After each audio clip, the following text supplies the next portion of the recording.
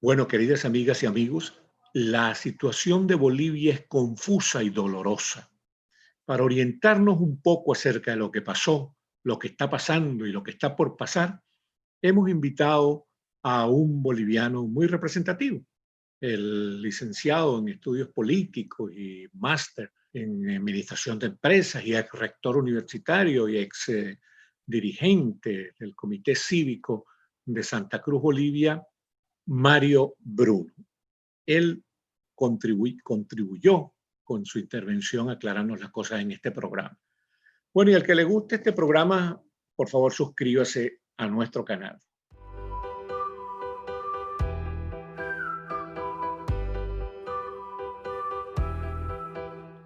Bienvenidas, queridas amigas y amigos, a Actualidad con Alexis Ortiz por Bienvenidos Venezolanos TV.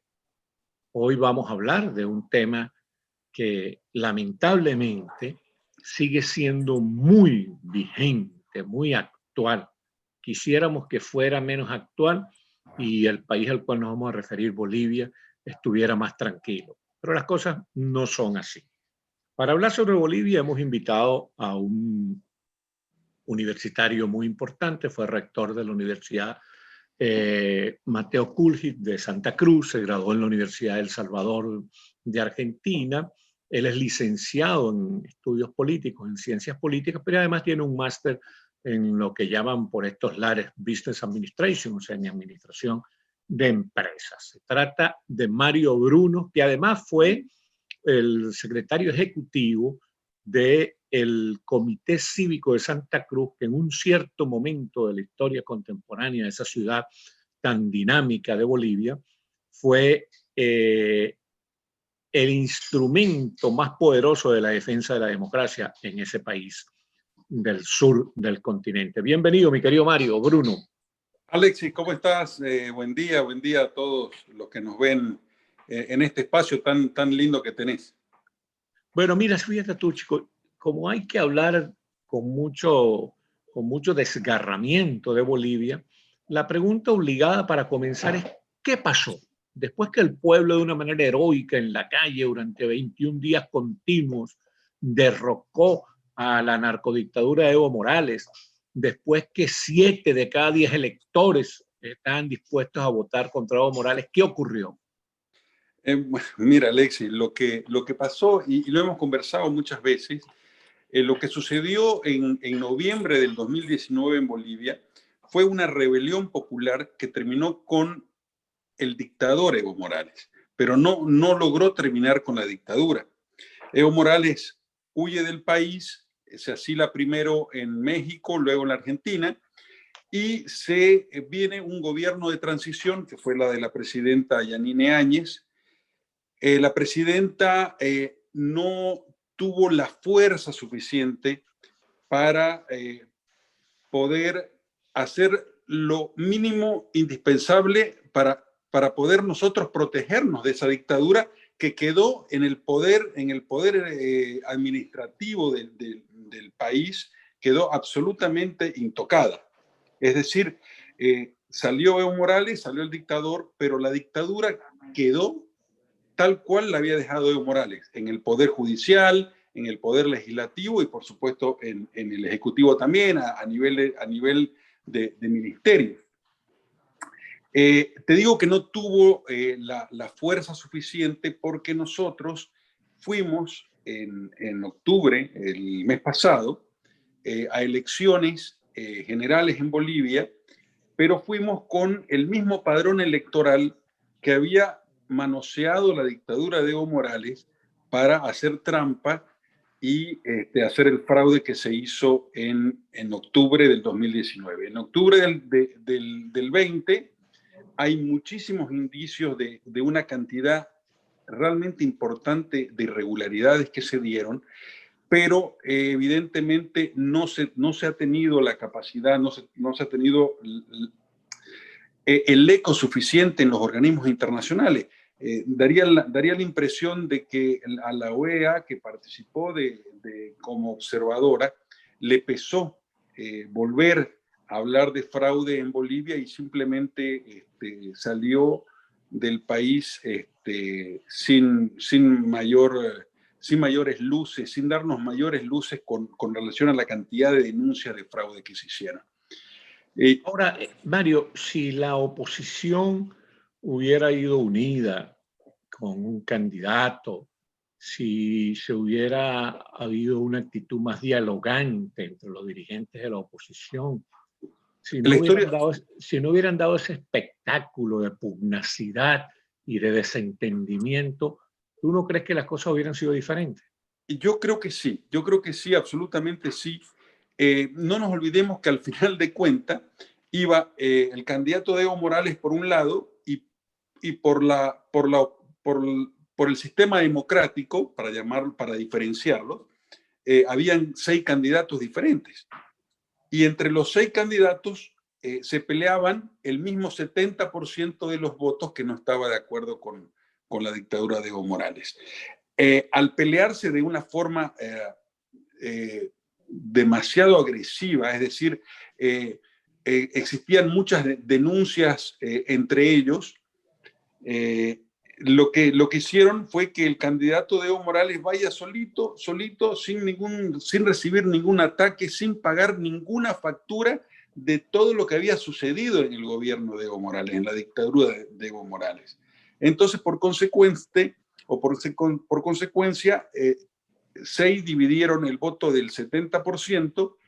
El candidato de Evo Morales, que es el actual presidente de Bolivia, Luis Arce, se queda solo en su cancha, recibe todos sus votos duros, más una cantidad de votos interesantes de gente que veía en esa oposición democrática algo que no tenía mayor cuerpo. Entonces, y como nosotros somos seres humanos, y los seres humanos les cuesta mucho lograr el cambio o adaptarse a los cambios, se prefirió o optaron por continuar con lo mismo, continuar con lo que ya conocían, con lo que ya tenían, y evidentemente le abrimos la puerta a Evo Morales. Sucedió eso, lo que te comentaba antes. No tuvimos la capacidad nosotros, cuando hablo de nosotros me refiero a esa oposición democrática en Bolivia, de poder imponernos ante toda la administración de la dictadura de Evo Morales. No pudimos sanear el padrón electoral. En Bolivia hay 11 millones de votantes y el padrón electoral era de casi 7,5 millones. Es decir que, como te comenté la anterior vez, es absolutamente... 11 millones de habitantes y 7 millones de votantes. 7,5 millones de habitantes, de votantes. Entonces hay una desproporción bastante grande en función a eso. Y eso sumado a la descoordinación, a la falta de diálogo, a la falta de propuesta de esa oposición democrática, el resultado fue nuevamente el gobierno, el partido de Evo Morales como gobierno en Bolivia. ¿Qué va a pasar en el futuro? También mira, hubo cosas también que crearon mucha confusión. Por ejemplo, que la señora Yanine Áñez no haya comprendido que su papel era ser presidenta de la transición. Entonces se haya empeñado en una candidatura presidencial que la gente la veía como muy impertinente. Además, también hubo mucha impericia en el manejo de algo tan exigente como fue la pandemia del coronavirus. O sea, que realmente es como para hacer un estudio profundo de sociología electoral y de comportamiento político y de psicología política para ver qué fue lo que pasó en Bolivia, porque es algo realmente insólito, es algo que lo deja uno perplejo. Mira, lo que tenemos que entender es lo siguiente, que esa dictadura de Evo Morales estaba funcionando al 100% de su capacidad. No te olvides que ellos tuvieron 14 años en el gobierno, 14 años para establecer toda una estructura que sostenía esa dictadura. Mira, Alexi, en Bolivia hay aproximadamente 350 municipios. De esos 350 municipios, 300 municipios pertenecen al MAS, al partido de Evo Morales. Entonces, contra esa estructura fue la que se tuvo que combatir un gobierno débil, un gobierno que no tenía parlamento, el parlamento totalmente en contra, el poder judicial totalmente corrupto y mareado por la dictadura. El otro día leía unos informes que se empezaron a hacer en ese veranito democrático que tuvimos. El 30% de la oficialidad del ejército boliviano es gente puesta por Evo Morales, adoctrinada por el socialismo del siglo XXI. Entonces, Cuba y Venezuela, sí. Ni siquiera estaban las instituciones castrenses y policiales como para poder sostener el gobierno de Yanine Áñez. Evidentemente eso, sumado a todos los errores que se cometieron, a la impericia del gobierno, a la pandemia, a la falta de diálogo, a la incapacidad de proponer soluciones creativas a los bolivianos, y el fraude electoral que se cometió, la dictadura tuvo un paseo el día de la elección.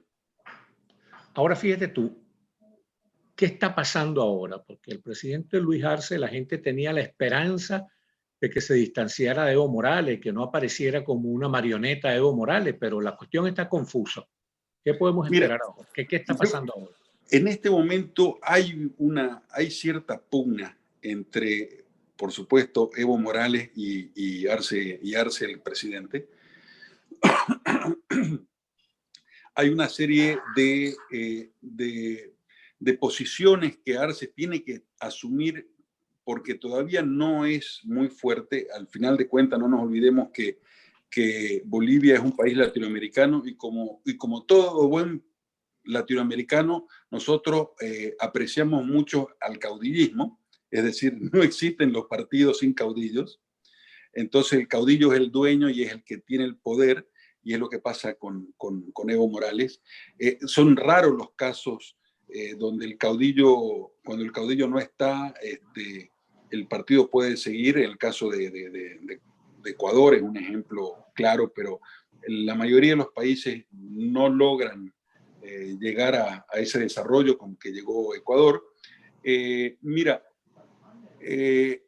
las políticas que está asumiendo el gobierno es más de lo mismo, impuesto a los que más tienen, nuevamente persecución política.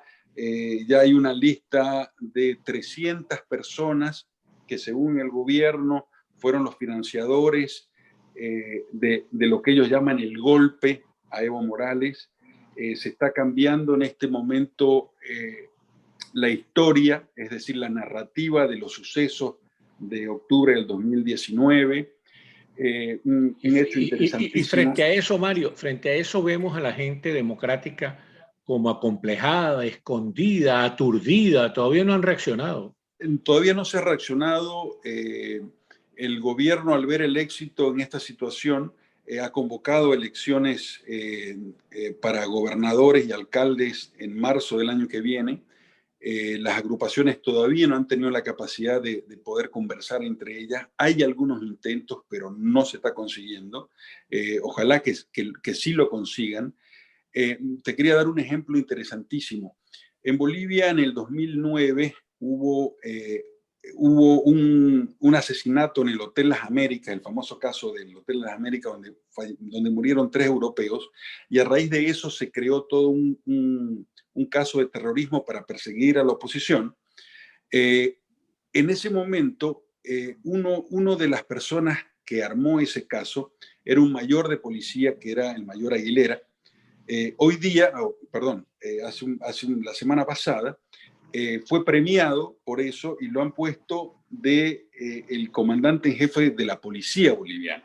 Ahora ya está con grado de general, ya no es un mayor, pero volvemos a lo mismo, volvemos al mismo sistema de persecución, volvemos al mismo gobierno duro, donde va a tratar de imponer su agenda antes de cambiar de gobierno, aprovechando los 2/3 que tenía el MAS en la Asamblea. Cambiaron las leyes para que todo se apruebe por simple mayoría y no por 2/3, como dice la Constitución boliviana. Entonces, y lo lograron hacer y el Tribunal Constitucional no va a decir nada y nadie se va a animar a decir nada porque sucede que cualquier persona que cuestione va a ser acusada de algo. Y nuevamente se viene un periodo difícil, un periodo duro, un periodo de persecuciones. Los medios de comunicación nuevamente están con los mismos complejos que tenían antes, es decir, sin dar mayores detalles, se autocensuran. La situación ha vuelto más dura de lo que fue en octubre del 2019. Eso es lo que nos espera para el 2021. No encuentro yo una solución pronta. Yo creo que ganaron muy bien, ganaron, cuando me refiero a que ganaron es, tienen todo el poder, tienen el poder ejecutivo, el legislativo, el judicial, las Fuerzas Armadas. Hoy día detuvieron a un general del ejército que, ¿te acuerdas vos cuando Evo Morales se fue? Él dijo que no dejen entrar comida a las ciudades, y bueno, hubieron muchos enfrentamientos provocados por esos discursos subversivos de Evo Morales. Bueno, este general de ejército hizo una contención de la situación y evidentemente murieron algunas personas. Todo eso está en investigación, pero hoy día este general se encuentra detenido, acusado, por supuesto, de asesinato y una serie de cosas, ¿no? Eso es lo que nos espera. Estamos todos atentos a ver qué sucede con esa famosa lista de 300 personas que ya anunció el gobierno que iban a procesar por sedición y por golpe de Estado. Y bueno, eso así terminamos. Entre los líderes democráticos, de quiénes se puede esperar una emergencia para encabezar la lucha por el rescate de la democracia? Mira, ¿Qué partidos, qué partidos, qué regiones uno pudiera, acerca de los cuales uno pudiera abrigar una esperanza?